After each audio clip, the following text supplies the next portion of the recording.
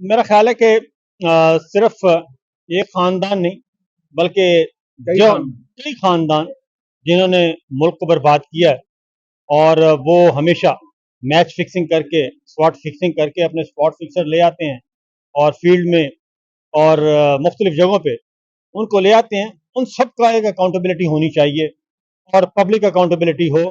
تو ڈاکٹر صاحب دیکھیں آئے تھوڑی سی واک بھی کر لیں ساتھ ساتھ, کیمرہ اگر اس طرف آ جائیں. اچھا دیکھیں ایشو یہ ہے کہ اور اب آپ دیکھیں کہ جب وہ کہتے ہیں نا کہ بری اولاد بھی کسی کو نہ ملے, اور بری اولاد کا مطلب آپ کی بایولوجیکل اولاد ہی نہیں ہوتی, آپ کے جو پولیٹیکل اصل میں تو آپ جو کیری فارورڈ کرتے ہیں آپ کے نام وہ برے نہ ملے.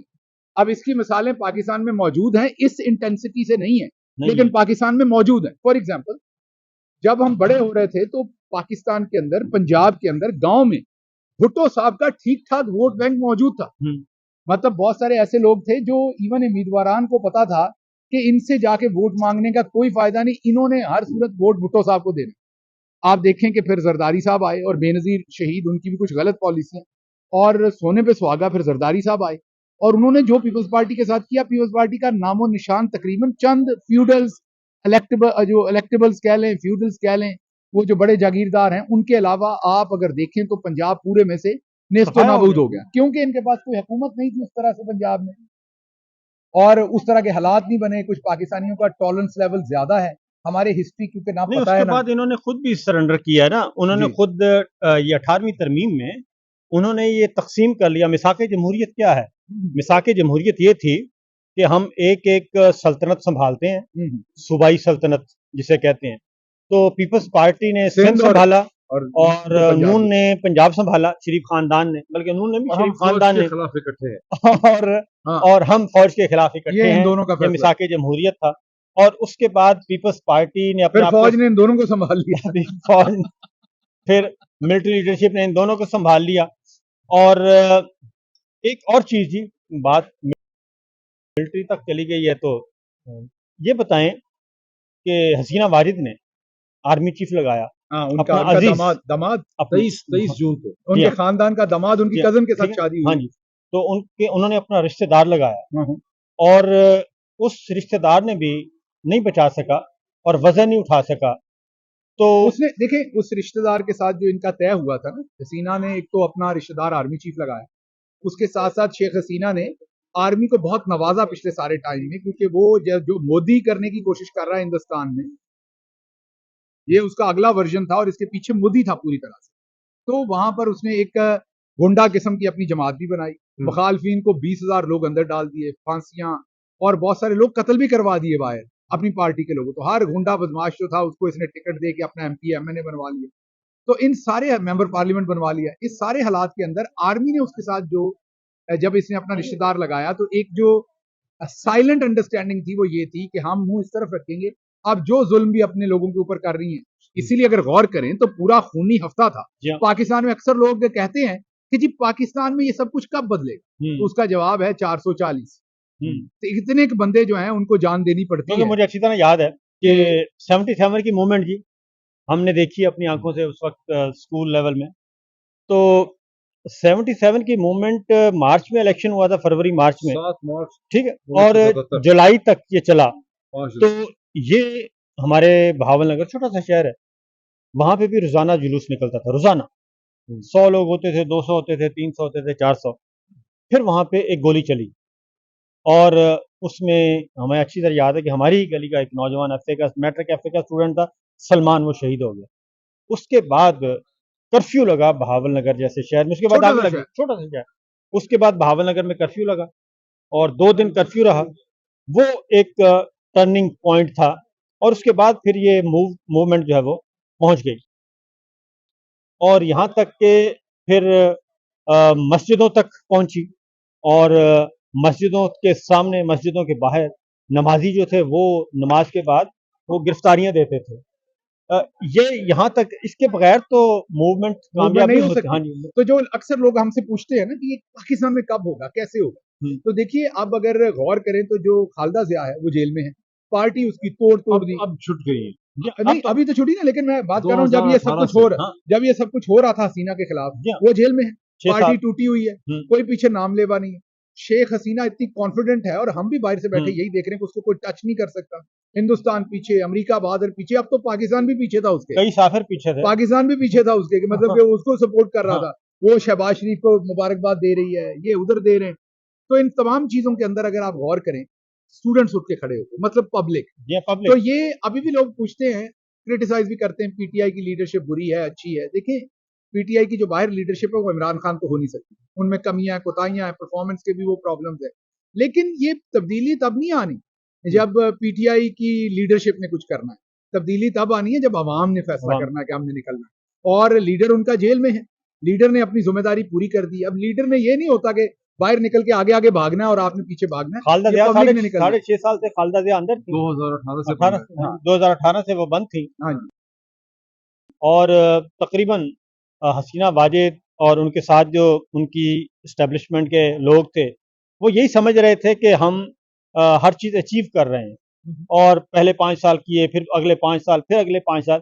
इस दफ़ा तो आपने पता है, हमारे एक दोस्त हैं बहुत अच्छे, इलेक्शन तो पाकिस्तान की तरह का ही होता था.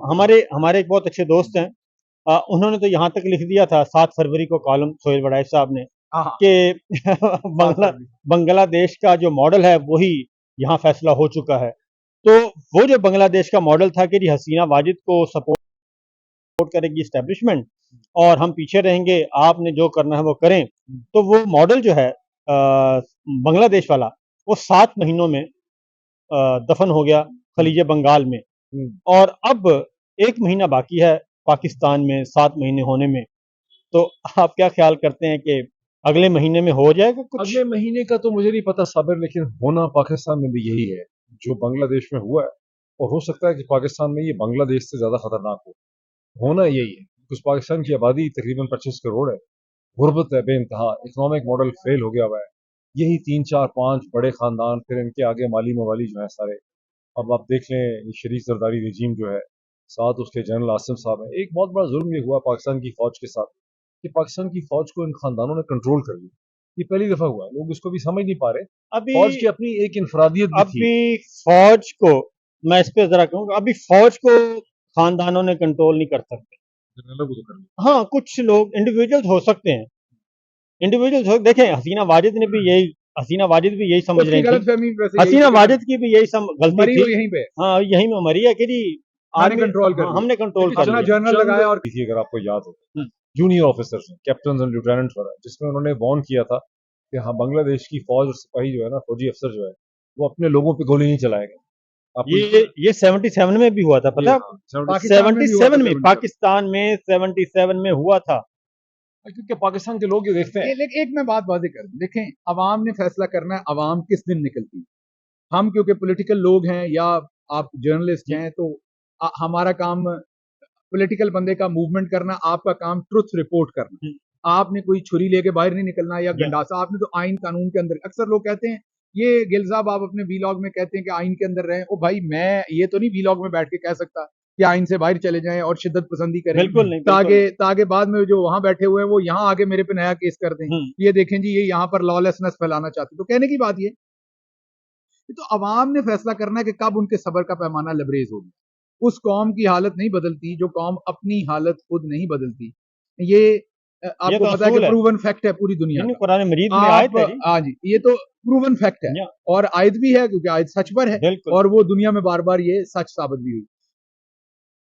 अब जिस दिन अवाम ने फैसला कर लिया, अभी लोग अपनी जिंदगियां ले रहे हैं, अपनी जिंदगियां खुद खत्म कर रहे हैं, और उसकी वजह यह है कि हर दिन 1 या 2 जिंदगियां खत्म हो रही जो रिपोर्ट हो रही है. मेरा ख्याल है कि अपनी जिंदगियां खत्म करने के बजाय उनको स्ट्रगल करनी चाहिए और एक कलेक्टिव एफर्ट करनी चाहिए. बाहर निकलना होगा, उसके लिए कुर्बानी भी देने के लिए तैयार होना पड़ेगा, जैसे बंगालियों ने. अगर हर शहरी अगर अपने घर के बाहर दरवाजे के सामने खड़ा हो जाए, इतना ही काफी है. बांग्लादेश में ये भी हुआ था, यही हुआ है ना, 90s में हुआ था उनका कि तमाम लोग अपने घरों से बाहर आके खड़े हो गए, करोड़ों लोग. पाकिस्तान में इमरान खान ने वो कहा भी था, लेकिन लोग वो कर ना सके.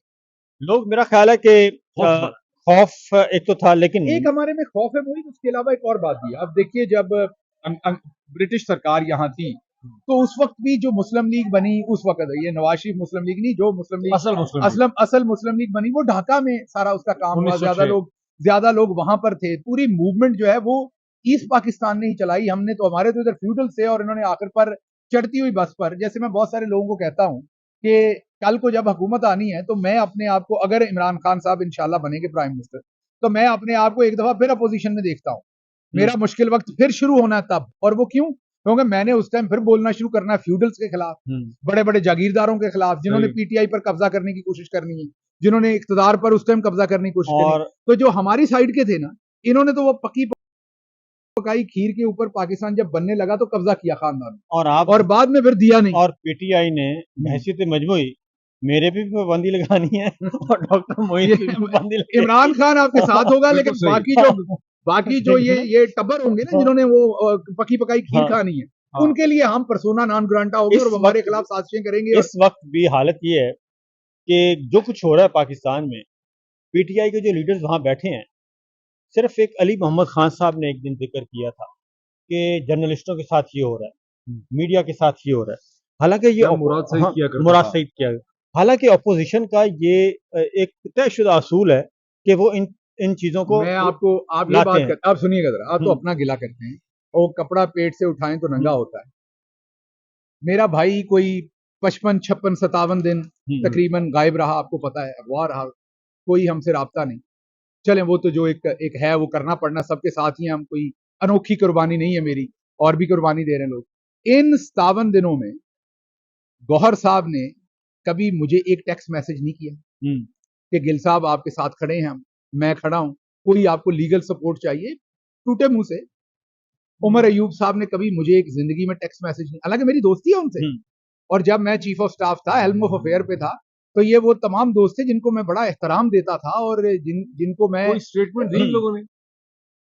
स्टेटमेंट तो असेंबली के अंदर, क्योंकि वो मजबूरी है, क्या करें, स्टेटमेंट नहीं देंगे तो पब्लिक उनके खिलाफ स्टेटमेंट देगी, तो दोस्तों ने स्टेटमेंट कुछ ने दी, वो लिपटी लिपटाई। लेकिन मैं जिस लेवल पे इन दोस्तों के साथ सीनियर लेवल पे काम किया, मेरा कोई पानी का रौला तो नहीं है ना, क्योंकि 5 मरले जमीन का मेरा रौला है किसी के साथ, कि मैं या मेरा खानदान, किसी ने नहीं। तो पिछले दिनों मैंने कोर कमेटी में कहा कि यार, तो मैंने कहा यार, गांव में ना जो थोड़े मेरी तरह के मस्कीन लोग होते हैं ना, उनमें से एक आध बंदे को ना फातिहा पढ़ने के लिए रखा होता है कि यार तुम कुछ नहीं, और सारे लोगों के हाँ कोई गमी खुशी बीमारी तुमने जाना है।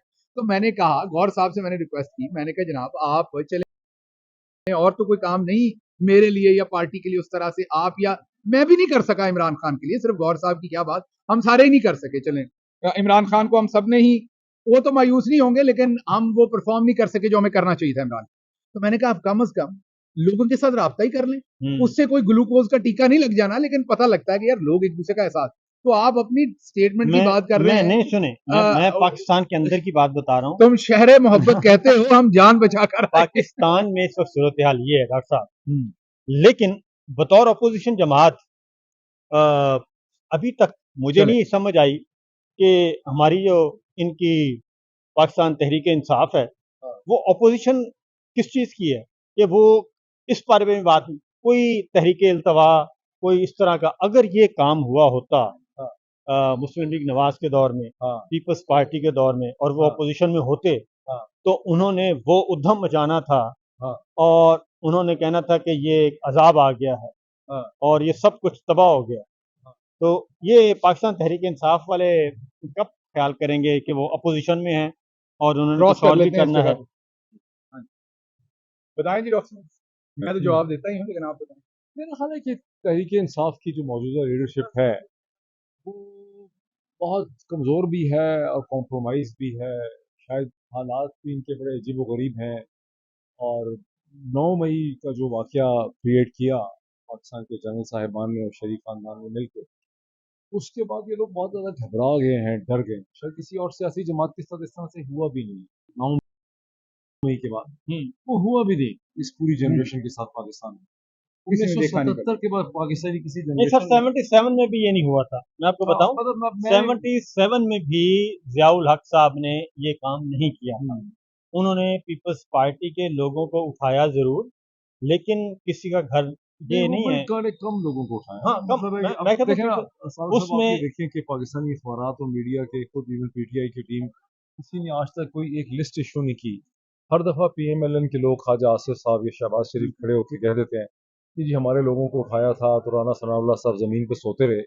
کوئی حساب تو کرے کہ پورے لوگوں کو 2017-18 سے لے کے آج تک اٹھایا کتنا تھا.